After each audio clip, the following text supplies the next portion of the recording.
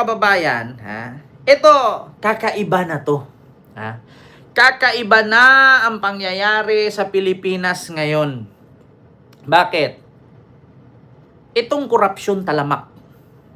Talamak na ang korupsyon, mga kababayan. Speaking of talamak na ang korupsyon, mga kababayan, dito tayo, South Korea. Totoo kaya ito, mga kababayan? Kasi ito po ay binalita po ito mula sa GMA News, mga kababayan. South Korea. Ano nga ba ang nangyari sa South Korea? Ang South Korea po, mga kababayan, ay umatras po sa pagpapautang sa Pilipinas ng mahigit kumulang 28 billion dahil sa citing corruption. Sabi ng DOF, no such loan exist. Ito, basahin ko lang mga kababayan. Ang South Korea po, mga kababayan, ay inatras po. Ito, GMA News, 6 hours ago. Inatras po ng South Korea ang pagpapautang sa Pilipinas ng mahigit 28 billion or 700 billion na Korean money para sa Pilipinas dito sa infrastructure project. Ang problema, mga kababayan, ay inatras. Inatras ng South Korea ang pagpapahiram sa Pilipinas ngayon. Bakit? Kasi napapanood at nakikita ng South Korean government na kapag pinautang nila ito, kukurakutin yan. Hindi po siya fake news, mga kababayan. Yan po ay post po ng GMA News. Hindi po siya fake news. Ito GMA News po yan. Umabot na po siya ng 30k likes and 4.3k shares and 6,000 comment. So ayan po, 6 hours ago lang po yan. Hindi po siya fake news. Hindi ko po ito i-share kung hindi po nang dahil sa mga mapagkatiwalaang sources. So ito po nakalagay, mga kababayan. Hindi po siya matagal I-clarify ko lang po. 6 hours ago. GMA News 6 hours ago po yan. Hindi po siya fake news. So ito po, mga kababayan. South Korean President Lee Jae-myung has tapped a 700 billion won, about 28 billion infrastructure loan project from being implemented in the Philippines, citing corruption. But the country's finance department denies that such a loan exists. In Facebook post, Lee announced, "I have ordered an immediate halt to the proceedings for the project." He also posted a link on a report by the Hankuri about the halt of proceeding with the Philippines request in 2023 through EDCF for a loan to construct 350 bridges across the country. The Department of Finance or DOF, however, issued a statement that is categorical clarifies that no such loan exists concerning the supposed 28 billion development assistance loan between South Korea and the Philippines. Read the article comment section for details. So ibig sabihin, mga kababayan, totoo. Hindi po magpo-post ang GMA ng fake news, mga kababayan. Hindi po nila pwedeng sabihin ito, mga kababayan, at i-share sa kanilang page na 6 hours ago. Na hindi totoo. Bakit, mga kababayan? Ito. Bigyan ko kayo ng reaksyon. Alam nyo, kung hindi man tayo pautangin ng South Korea, Kent, hindi ganyan ang history niyan dahil kung basahin mo yung message ng Korea, iyan ay binalita ng bilyonaryo, nakita ko na kay Coach Jared. Ganun ba? Ito, mga kababayan, sige, ganito na. Actually, ako, mga kababayan, nag-react lang naman ako. Hindi naman po ako reporter. Ako po ay content creator and political blogger reaction. Ganito po yan. So kung hindi man po yan totoo na inatras ng South Korea ang 700 billion won na umaabot ng 28 billion na ipautang sana sa Pilipinas kasi nakita daw ng South Korea ang corruption sa Pilipinas. Ganito po yan. Kung totoo man yan o hindi, may karapatan po ang South Korea. Bakit? Utang yan Ikaw, try mo magpautang. Kung walang collateral, anong iko-collateral ng Pilipinas? Kung nakawin nga naman. Diba? Mm.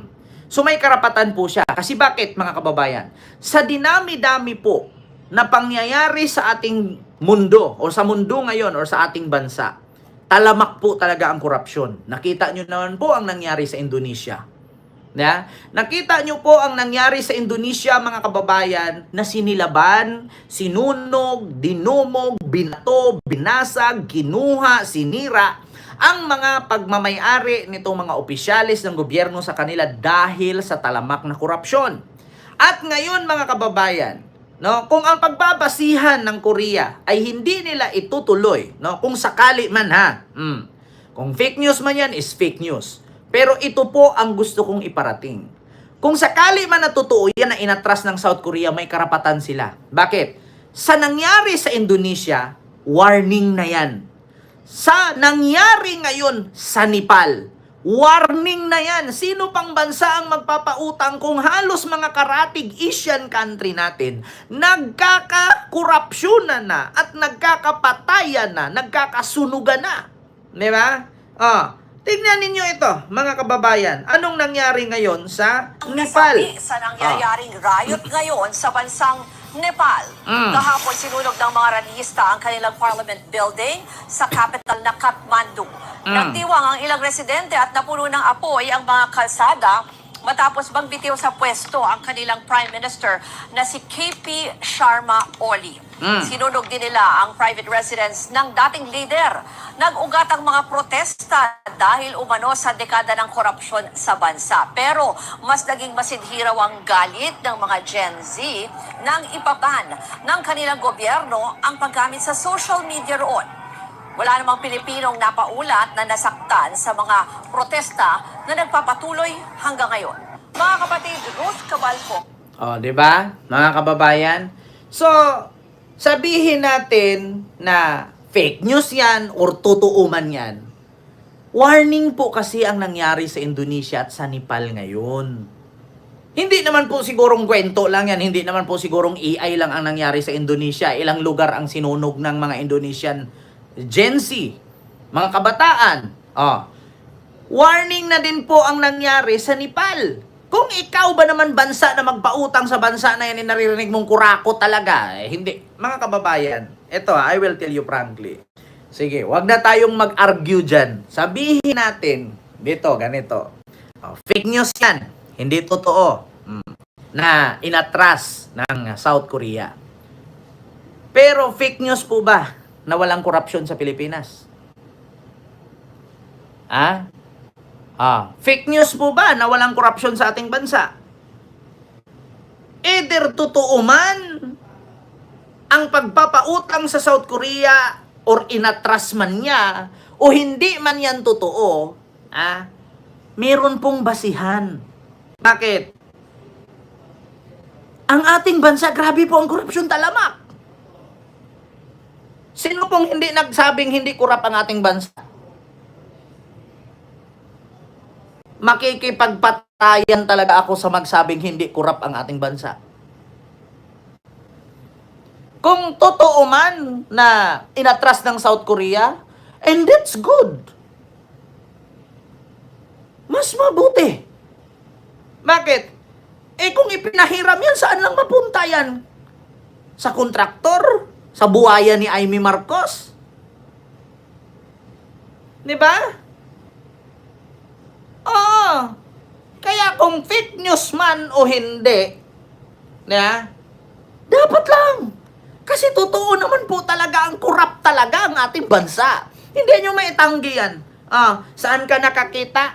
Tayong Pilipino naghirap, pero isang pamilya lang, 80 ka luxury cars, nasa loob ng basement. Hindi nyo maitanggi yan. Tayo, napaka-pagod para kumita. Samantalan yung mga anak ng congressman sumasakay ng private plane. Kumakain 700K ang bill.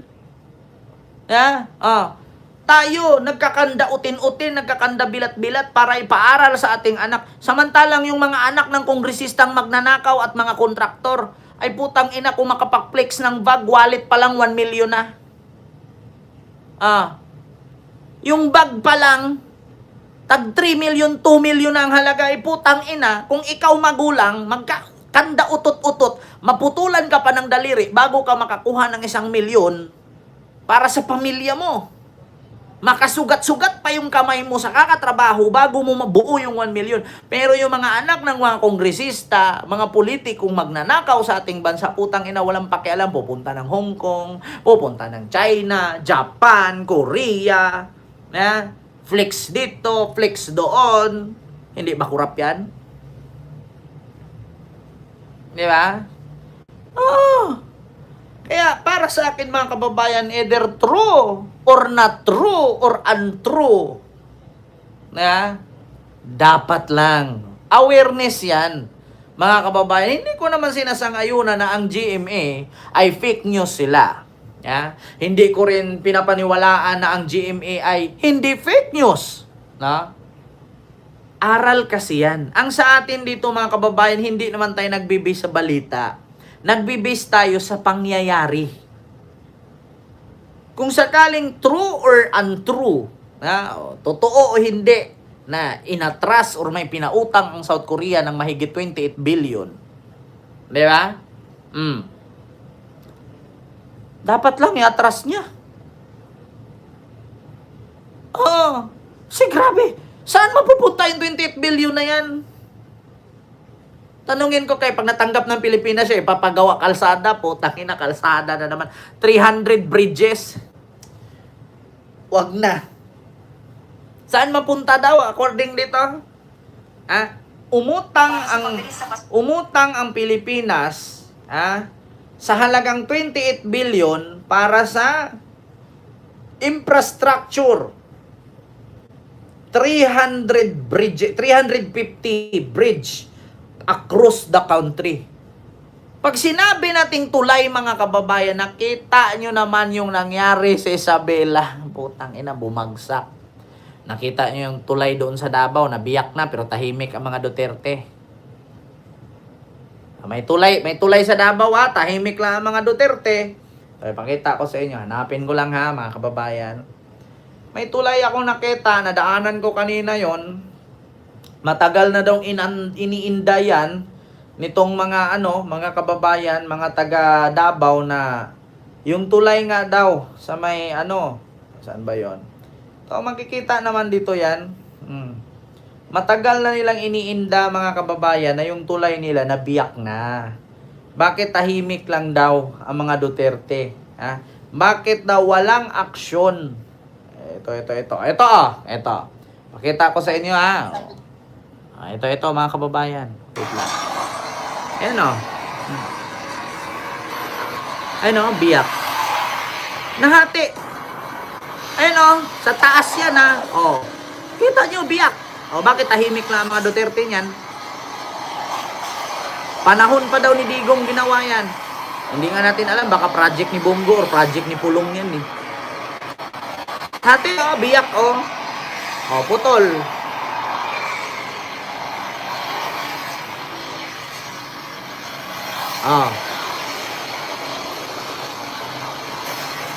Kita nyo? Putol, ba't tahimik lang? Nabibiyak na Ayan nahahati na yung tulay ilang truck ang dumadaan.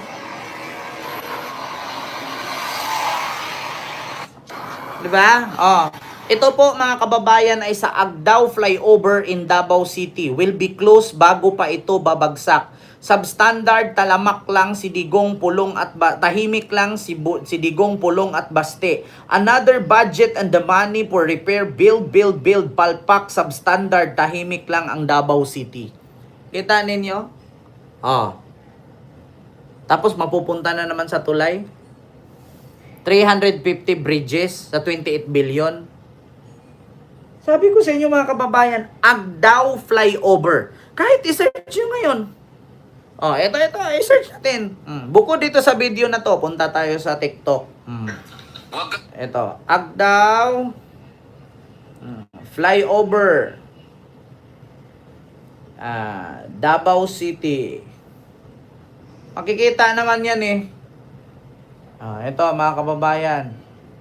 Isasara ng hanggang 1 buwan ang Agdao Flyover sa Davao City para nga sa rehabilitation.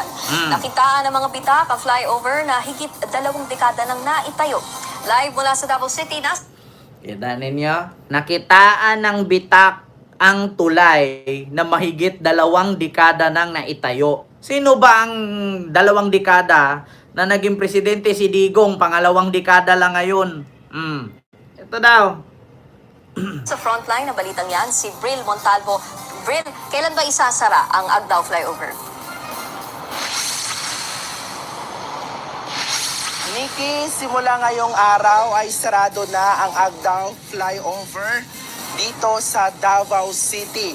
Tatagal ng 1 buwan ang nasabing closure para sa isasagawang preventive maintenance nito.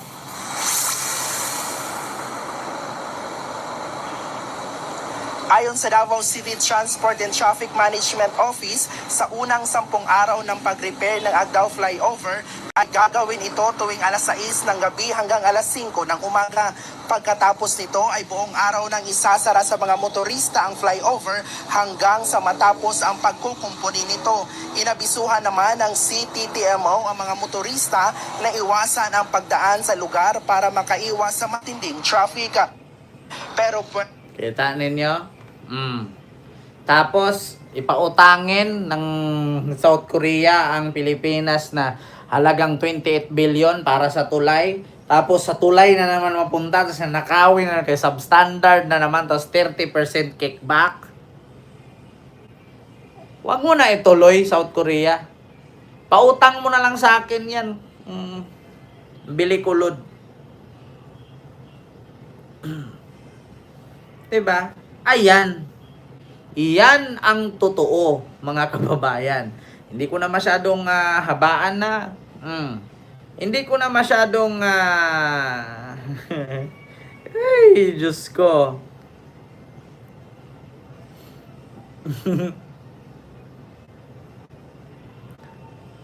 Ayaw ko na. Ayaw ko na, Lord. Ayaw ko na, Lord. Yun lang. Mga kababayan, Ma'am Midnight, hello po. Sir Michael, Ma'am Lily.